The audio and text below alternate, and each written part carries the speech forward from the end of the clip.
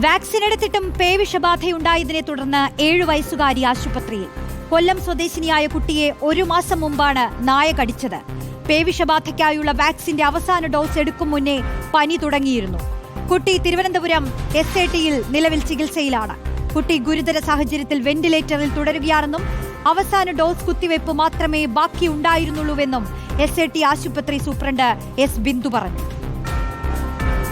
3 vaccine എടുത്ത കുഞ്ഞിന് ഇതെങ്ങനെ സംഭവിച്ചു? അപ്പോൾ ഇവർ ഈ ഇഞ്ചക്ഷൻ എടുക്കുന്നത്, ഈ മരുന്നുകളൊക്കെ കൊടുക്കുന്നത് വെറുതെയാണോ? അല്ലെങ്കിൽ 2 വാക്സിൻ എടുത്തതിന് ശേഷം ഒന്ന് ചെക്കപ്പ് ചെയ്ത് നോക്കി അതിനുള്ള പ്രതിവിധി കണ്ടുപിടിക്കാൻ പറ്റത്തില്ലയോ? അന്തിമഘട്ടമായപ്പോഴാണ് ഈ കുഞ്ഞിന് തലവേദന വന്നിരിക്കുന്നത്.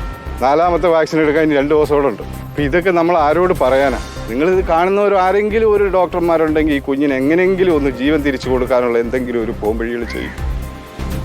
റാബിസ് വാക്സിൻ എടുത്തുകൊണ്ട് നേരെ പുനലൂർ താലൂക്കിൽ കൊണ്ടുപോയി അവിടെ കാണിച്ച് ഇഞ്ചക്ഷൻ എടുത്തു. ഡോക്ടർ പറഞ്ഞു സർജനെ മുറിവ് കാണിച്ചെങ്കിൽ മാത്രമേ ഡ്രസ്സ് ചെയ്യാവോ സ്റ്റിച്ച് ചെയ്യാവോ എന്നറിയാവോ എന്ന് പറഞ്ഞു. പ്രൈവറ്റ് ആയാലും സർജനെ കാണിച്ചാൽ മതിയെന്ന് പറഞ്ഞു. മെഡിസിറ്റി കൊണ്ടുവന്നപ്പോഴത്തേക്കും അവിടെ കൊണ്ടുവന്ന് മുറിവെല്ലാം ക്ലീൻ ചെയ്തു, ഡ്രസ്സ് ചെയ്ത് തന്നിട്ട് പറഞ്ഞു ഡെയിലി മുറിവ് ഉണങ്ങുന്നിടം വരെ ഞാൻ ഡ്രസ്സ് ചെയ്താൽ മതി എന്ന് പറഞ്ഞു. മുറിവ് കൊണ്ട് കാണിച്ചപ്പോൾ മുറിവ് ഫുൾ കരിഞ്ഞു, കുഴപ്പമില്ല. ഞെക്കി നോക്കിയപ്പോൾ വേദനയൊന്നുമില്ല. അപ്പോൾ ഡോക്ടർ പറഞ്ഞു എന്തെങ്കിലും അസ്വസ്ഥതയുണ്ടെങ്കിൽ ഇനി മോളെ കൊണ്ടുവന്നാൽ മതി എന്ന് പറഞ്ഞു. ഈ ബാക്കിലൊരു ചെറിയ മുറിവുണ്ടായിരുന്നു, അതിനകത്തൊരു കുത്തിവലി വന്നു. അങ്ങനെ കുത്തിവലി വന്നു. ബാക്കിയുള്ള മുറിവിനെല്ലാം കുത്തിവലിയായി, കൈ പിന്നെ വേദനയായി. അങ്ങനെ രാത്രി ഒരു 2 മണിയായപ്പോഴത്തേക്ക് ടെമ്പറേച്ചർ കൂടിയിട്ട് ഞാൻ മെഡിസിറ്റി തന്നെ കൊണ്ടുപോയി. അപ്പോൾ ഡോക്ടർ മുറിവിൽ നോക്കിയിട്ട് പറഞ്ഞു കുഴപ്പമൊന്നുമില്ല, മുറിവെല്ലാം കരിഞ്ഞിരിക്കുന്നു എന്ന് പറഞ്ഞു. അവളെ കാണിക്കുന്ന പീഡിയാട്രിഷ്യനെ തന്നെ കാണിക്കാൻ പറഞ്ഞു. അപ്പോൾ അവൾക്ക് ചൂടിനുള്ള മരുന്ന് ഡോളോ തന്നു. അപ്പോൾ അന്ന് ഞാൻ ഡോളോ കൊടുത്തിട്ടും കുറയാഞ്ഞ് പിന്നെ പുനലൂർ ഇപ്പോൾ വിജയ ജൂബിലി രാജൻ ജോർജ് സാറിനെ കൊണ്ട് കാണിച്ചു. സാറ് പറഞ്ഞു പട്ടി കടിച്ചതാണ്, അപ്പോൾ റിസ്ക് എടുക്കട്ടെ, SATയിലേക്ക് ഇന്ന് തന്നെ പോകാൻ പറഞ്ഞു. അപ്പോൾ 1-ാം തീയതി ഉച്ചയോടെ ഞങ്ങളിവിടെ എത്തി. അപ്പോൾ വളരെ അപൂർവമാണ് അതിൻ്റെ ഒരു വാക്സിൻ എടുത്തിട്ടും ഈ പ്രശ്നങ്ങൾ വരുന്നത്. അപ്പോൾ കടിക്കുന്ന സമയത്ത് ഇതിൻ്റെ പല്ലുകൾ ഡയറക്റ്റ് ഞരമ്പിൽ പറ്റുകയാണെങ്കിൽ വൈറസ് ഡയറക്റ്റ് ഞരമ്പിൽ കൂടെ തന്നെ അപ്പോൾ തന്നെ സഞ്ചരിച്ചു തുടങ്ങും. അങ്ങനെയുള്ളൊരു സിറ്റുവേഷൻ വരുമ്പോൾ നമ്മുടെ വാക്സിൻ എത്രത്തോളം അതിനകത്ത് പ്രൊട്ടക്റ്റീവ് ആകുമെന്നുള്ളത് നമുക്ക് പറയാൻ പറ്റില്ല. സുനിഷ അയ്യല്ലൂർ നൽകും വിശദാംശങ്ങൾ. സുനിഷ, ആ കുട്ടിയുടെ ആരോഗ്യാവസ്ഥ സംബന്ധിച്ചാണ് നമ്മുടെയൊക്കെ ആശങ്ക. അതെങ്ങനെയാണെന്ന് നമുക്ക് ആദ്യം തന്നെ അറിയണം. ഇപ്പോൾ വെന്റിലേറ്ററിൽ തുടരുന്ന കുട്ടിയുടെ ആരോഗ്യാവസ്ഥയെക്കുറിച്ച് എന്താണ് ഡോക്ടർമാരൊക്കെ പറയുന്നത്? മറ്റൊന്ന്, ഇത്തരത്തിൽ ഇങ്ങനെ വാക്സിൻ എടുത്തിട്ടും ഈ ഒരു അവസ്ഥ വരുന്നത് അപൂർവമാണെന്നൊക്കെ ആശുപത്രി സൂപ്രണ്ട് അടക്കം പറയുന്നുണ്ടെങ്കിലും ഒരു കുഞ്ഞിന്റെ ജീവൻ എന്ന് പറയുന്നത് അത്രത്തോളം വിലപ്പെട്ടതാണെന്ന് നമുക്കറിയാം. അപ്പോൾ എന്തെങ്കിലും പിഴവുകൾ സംഭവിച്ചിട്ടുണ്ട് എന്നുള്ള ആരോപണം കുടുംബത്തിനുണ്ടോ?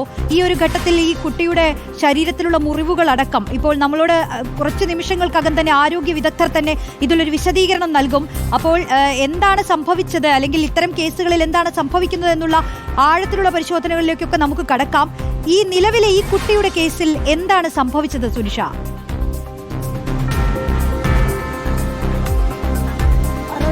ആദ്യം തന്നെ പറയട്ടെ, കുഞ്ഞിൻ്റെ ആരോഗ്യസ്ഥിതി ഇപ്പോഴും മെച്ചപ്പെട്ടിട്ടില്ല എന്നുള്ളതാണ്. ഇപ്പോഴും ഗുരുതരാവസ്ഥയിൽ വെന്റിലേറ്ററിൽ തുടരുകയാണ്. പ്രധാനമായും പറയുന്ന കാര്യം, അതായത് സാധാരണ രീതിയിൽ നമ്മൾ ഈ തെരുവുനായ കടിച്ചാൽ പോലും വാക്സിൻ എടുക്കാമല്ലോ, അല്ലെങ്കിൽ നായ കടിയേറ്റാലും വാക്സിൻ എടുക്കാമല്ലോ എന്നൊരു പ്രതീക്ഷയിലായിരുന്നു. പക്ഷേ വാക്സിൻ എടുത്തിട്ടും ഫലപ്രാപ്തി ഇല്ല എന്നുള്ളതാണ് ഇവിടെ വന്നിരിക്കുന്ന കാര്യം. ഏപ്രിൽ 8-ാം തീയതി, അതായത് കഴിഞ്ഞ മാസം 8-ാം തീയതിയായിരുന്നു 7 വയസ്സുകാരിയായ പെൺകുട്ടി വീട്ടിൽ ഇരുന്ന് കളിക്കുന്ന സമയത്ത് ഒരു താറാവിൻ്റെ പിറകെ ഒരു തെരുവുനായ വരികയായിരുന്നു. ഈ തെരുവുനായ പിന്നീട് കുഞ്ഞിൻ്റെ ഈ കൈമുട്ടിൽ കടിച്ചു എന്നുള്ളതാണ് മനസ്സിലാക്കുന്നത്. ഉടൻ തന്നെ ആഴത്തിലുള്ള മുറിവായിരുന്നു. ഉടൻ തന്നെ രക്ഷിതാവ് ഈ കുഞ്ഞിനെയും എടുത്ത് പുനലൂർ ആശുപത്രിയിലേക്ക് പോവുകയും ആദ്യം തന്നെ വാക്സിൻ നൽകുകയും ചെയ്തിട്ടുണ്ട് എന്നുള്ളതാണ് നിലവിൽ മനസ്സിലാക്കാൻ കഴിയുന്നത്. ആദ്യ ഡോസ് വാക്സിൻ എടുത്തിരുന്നു. പിന്നാലെ തന്നെ ആൻറ്റി റാബീസ് സെറവും കുഞ്ഞിന് കൊടുക്കുകയും ചെയ്തിരുന്നു. പിന്നീട് 3 ഘട്ടമായി ഇതേ രീതിയിൽ തന്നെ വാക്സിൻ ഡോസ് എടുത്തിരുന്നു എന്നുള്ളതാണ് നിലവിൽ മനസ്സിലാക്കാൻ കഴിയുന്നത്. മറ്റു ബുദ്ധിമുട്ടുകളൊന്നും തന്നെ ഉണ്ടായിരുന്നില്ല. മുറിവ് ആഴത്തിലുള്ളതായതുകൊണ്ട് തന്നെ അത് ഡ്രസ്സ് ചെയ്യണമെന്നുള്ളത് ആശുപത്രി അധികൃതർ അറിയിച്ചിരുന്നു. അതിൻ്റെ പശ്ചാത്തലത്തിൽ ഓരോ ദിവസവും മാറി മാറി ഈ മുറിവിനെ ഡ്രസ്സ് ചെയ്യുകയും ചെയ്തിരുന്നു. പക്ഷേ പിന്നീട് ഏകദേശം ഒരു ഏപ്രിൽ മാസം അവസാനത്തോടെ ഈ മുറിവൊക്കെ തന്നെയും പൂർണ്ണമായി ഉണങ്ങിയിരുന്നു. ഇനി ഒരു ഡോസ് മാത്രമാണ് വാക്സിൻ എടുക്കാനുണ്ടായിരുന്നത്. അത് അടുത്ത മെയ് 6-ാം തീയതിയാണ് ഈ ഡോസ് എടുക്കാനുണ്ടായിരുന്നത്. അതുകൊണ്ട് തന്നെ മറ്റു ബുദ്ധിമുട്ടുകളൊന്നും കുഞ്ഞിനെ സംബന്ധിച്ചിടത്തോളം ഉണ്ടായിരുന്നില്ല. ആരും അതിനെ കാര്യമായി എടുക്കുകയും ചെയ്തിരുന്നില്ല. കാര്യം ഈ വാക്സിൻ എടുത്തിട്ടുണ്ട്, ഇനി മറ്റു ബുദ്ധിമുട്ടുകൾ ഉണ്ടാകില്ല എന്നൊരു പ്രതീക്ഷയിൽ തന്നെയായിരുന്നു നിൽക്കുകയും ചെയ്തത്. പക്ഷേ ഏപ്രിൽ 28-ാം തീയതിയാണ് കുട്ടിക്ക് വീണ്ടും പനി വരുന്നൊരു സ്ഥിതി ഉണ്ടാകുന്നത്. പനി വന്നതോടുകൂടി തന്നെ അടുത്ത ആശുപത്രിയിലേക്ക് പോകുന്നു. അവിടെ നിന്നും ഡോളോ നൽകി തിരിച്ചയച്ചു എന്നുള്ളതാണ് ഈ രക്ഷിതാവ് പറഞ്ഞത്. പിന്നീട് പനി കൂടിയപ്പോഴാണ് വീണ്ടും ഒരു ആശുപത്രിയിൽ പോവുകയും ഇത് പേവിഷബാധയേറ്റത്, നായകടി ഏറ്റത് കൊണ്ടാണ് എന്നൊരു സംശയം പോലീസ് ഡോക്ടർ അറിയിക്കുകയും ചെയ്തത്. അതിന്റെ പശ്ചാത്തലത്തിലാണ് ഇവിടെ SAT ആശുപത്രിയിലേക്ക് എത്തിച്ചത്. നമ്മൾ SAT ആശുപത്രി അധികൃതരുമായി സംസാരിച്ചപ്പോൾ പറഞ്ഞത് കുഞ്ഞ് വരുമ്പോൾ ബോധമുണ്ടായിരുന്നു എങ്കിൽ പോലും ഈ പേവിഷബാധയുടെ ലക്ഷണങ്ങൾ കാണിച്ചു തുടങ്ങിയിരുന്നു എന്നതാണ്.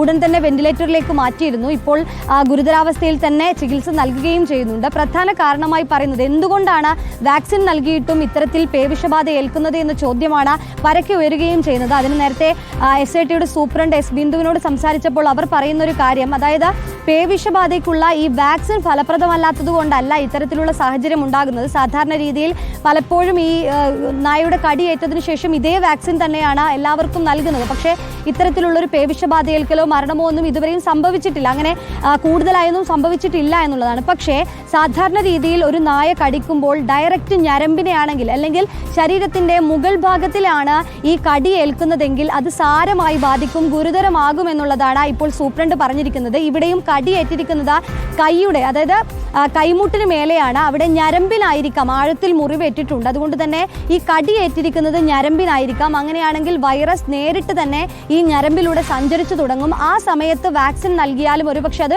പ്രൊട്ടക്റ്റീവ് ആവണമെന്നില്ല, അല്ലെങ്കിൽ ഫലപ്രാപ്തിയിലേക്ക് എത്തണമെന്നില്ല എന്നുള്ളതാണ് ഡോക്ടർ നമ്മളോട് സംസാരിച്ചപ്പോൾ പറയുന്നത്. ഇതേ സമാനമായൊരു സ്ഥിതിയായിരുന്നു മലപ്പുറത്തെ 5 വയസ്സുകാരി പെൺകുട്ടി കോഴിക്കോട് മെഡിക്കൽ കോളേജിൽ കഴിയുമ്പോഴും ഈ വാക്സിനൊക്കെ എടുത്തതായിരുന്നു. പക്ഷേ ജീവൻ രക്ഷിക്കാൻ കഴിഞ്ഞിരുന്നില്ല. അന്ന് ഡോക്ടർമാർ പറഞ്ഞത് നേരിട്ട് കുഞ്ഞിന് തലയ്ക്കായിരുന്നു കടിയേറ്റിരുന്നത്. അതുകൊണ്ട് തന്നെ നേരിട്ട് ഈ ഞരമ്പിലേക്ക് കടിയേൽക്കുമ്പോൾ ഈ വാക്സിൻ എടുത്താൽ പോലും അത് ഫലപ്രാപ്തിയിലേക്ക് എത്തുന്നില്ല എന്നുള്ളതാണ് പ്രധാനപ്പെട്ട കാരണമായി പറയുന്നത്.